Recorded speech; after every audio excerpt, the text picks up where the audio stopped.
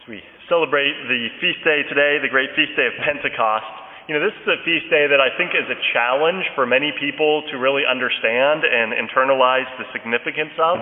Not because it's a difficult concept, but because it's so foreign to the experience of many people of what it means to be Catholic. For so many Catholics, it just means that you go to Mass every Sunday, you say certain prayers, you try to be a nice person, and you follow certain rules, and you check those boxes, and hopefully you get to heaven at the end of your life. But that is not what Christianity is. That is not our faith.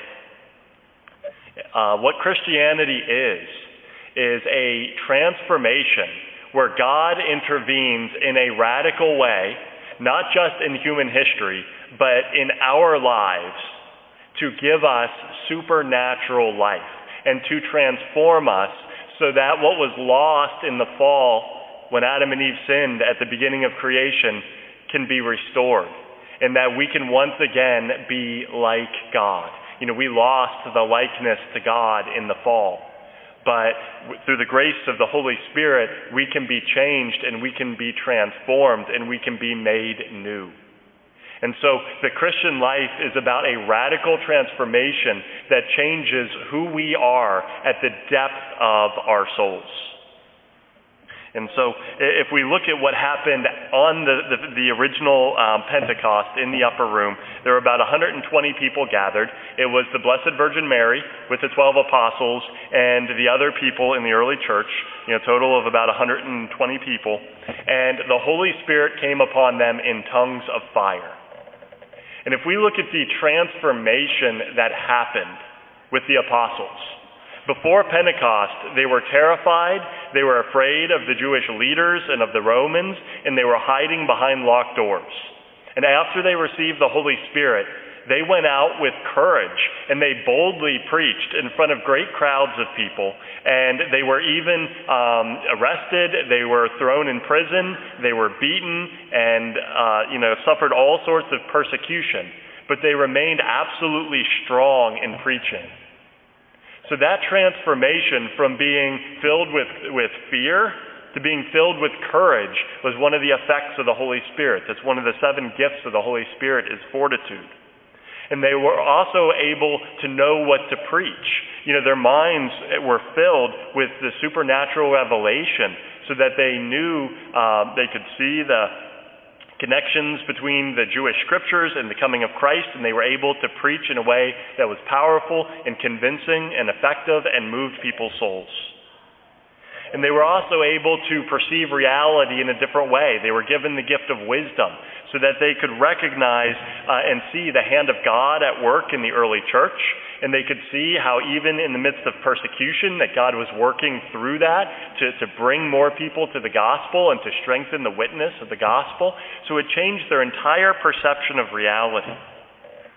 And so what we see with the apostles is that their intellects and their wills were dramatically transformed because of the reception of the Holy Spirit at Pentecost.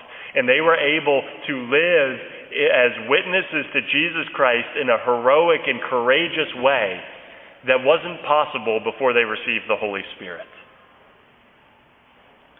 The outpouring of the Holy Spirit applies not just to the 120 people who were in the upper room, but it's offered to every single member of the church.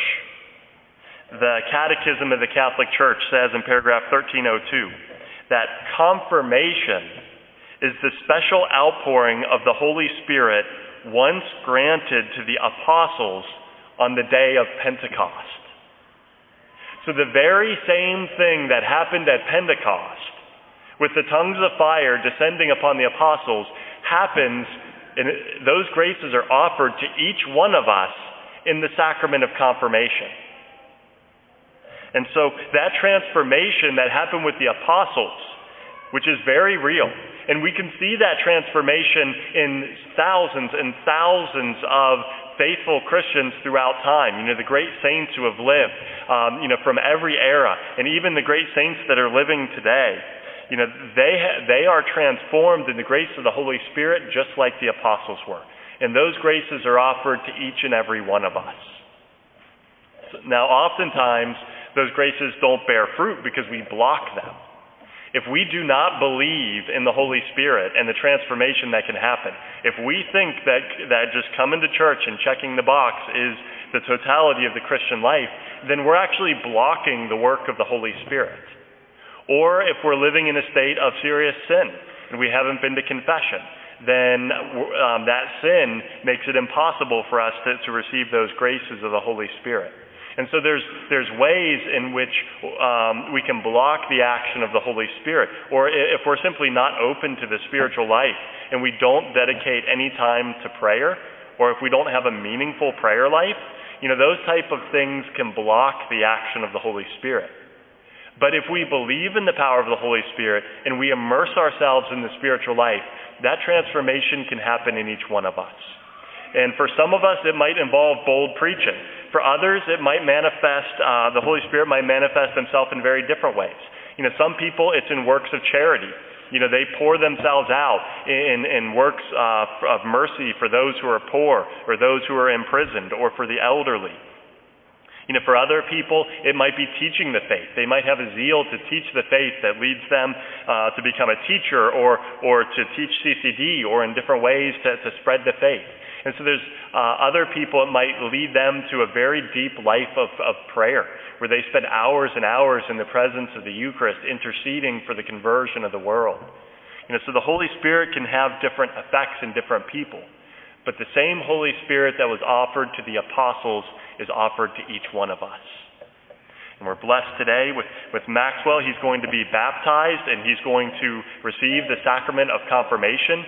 Those very gifts that we hear about on the day of Pentecost are going to be offered to him.